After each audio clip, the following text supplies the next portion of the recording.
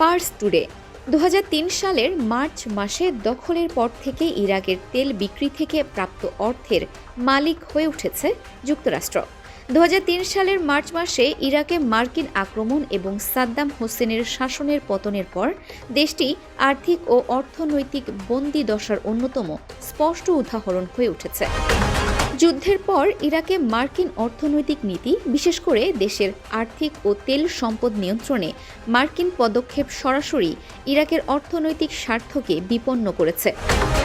প্রকৃতপক্ষে যুদ্ধের পর ওয়াশিংটন কার্যকরভাবে ইরাকের আর্থিক ও তেল সম্পদের মালিক হয়ে উঠেছে এবং এটি ইরাকের অর্থনৈতিক ও আর্থিক স্বাধীনতার জন্য গুরুতর সমস্যা তৈরি করেছে। ২০০৩ সালে ইরাক দখলের পর থেকে ইরাকের তেল বিক্রির অর্থ মার্কিন কেন্দ্রীয় ব্যাংকে স্থানান্তরিত হয়েছে এবং সেখান থেকে ইরাকের আমদানি চাহিদা এবং মার্কিন যুক্তরাষ্ট্রের বিবেচনার ভিত্তিতে ইরাকের চাহিদা পূরণের জন্য বরাদ্দ করা হয়েছে।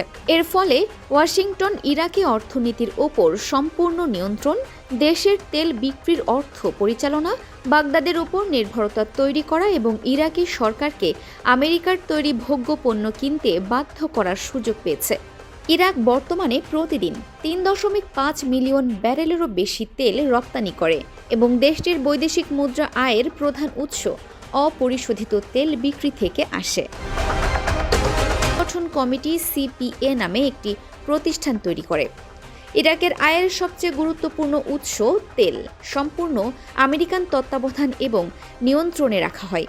ইরাক দখলের পর ইরাকি তেল বিক্রি থেকে প্রাপ্ত আয় সরাসরি ওয়াশিংটনের মালিকানাধীন অ্যাকাউন্ট এবং আমেরিকার কর্মকর্তাদের কাছে স্থানান্তরিত হয় ইরাকি কোষাগার এবং দেশের পুনর্গঠনের জন্য ব্যবহার করার পরিবর্তে।